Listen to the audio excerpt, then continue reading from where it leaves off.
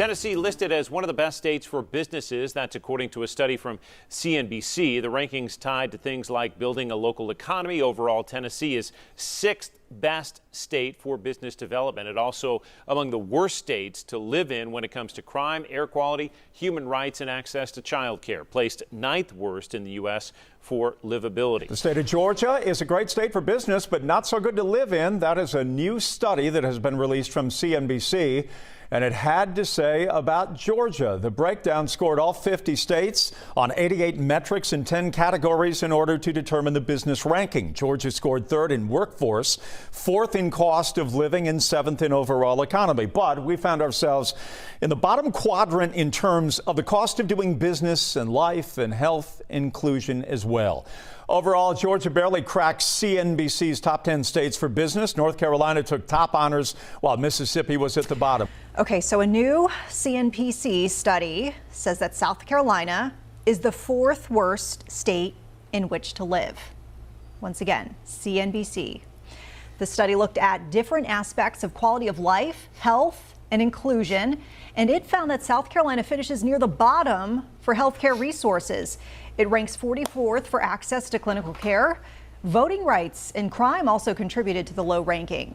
Now, the study did find one of South Carolina's biggest strengths is air quality. A new study rates Texas as the second worst state to live in. What? That is according to the 2022 version of CNBC's annual Top States for Business study. At a minute shows us what's behind the rankings and why they could matter for the state's future. That same study named Texas the fifth best state for business, but the question is whether keeping the status quo will keep attracting workers who have more leverage and mobility than ever.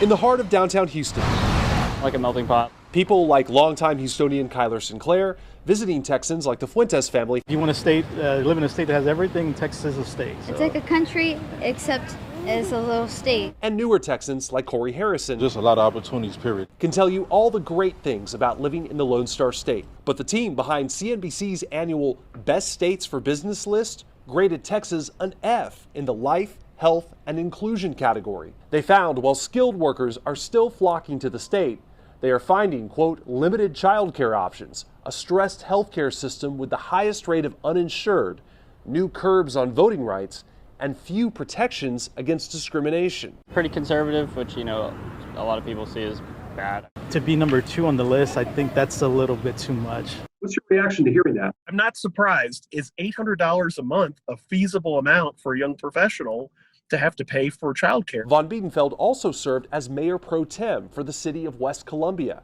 He says quality of life issues like healthcare and paid time off are crucial in luring Gen Z and millennials. Just like businesses, Dell, et cetera, have come to Texas, they can then go somewhere else. Everyone we talked to today agreed cheap housing, a longtime Texas selling point, is much harder to find. But ultimately, beauty is in the eye of the beholder. Who's before us? Arizona. No, they never lived in Michigan before, huh? Vermont was named the best state to live in. We put the full list at khou.com. Back to you. Trending tonight, Arizona's iconic dry heat is thought to be one of the best reasons to move to State 48, but it could actually be one of the worst reasons. In this year's edition of CNBC's Top States for Business study, Arizona ranked as the worst place to live out of all 50 states. Can you believe that? Yikes. The dry heat leads to the worst air quality in the country, according to the American Lung Association. That was a factor. The study gave Arizona an F in life, health, and inclusion. An F in life? Yeah. Oh. And we got a D for education and cost of living.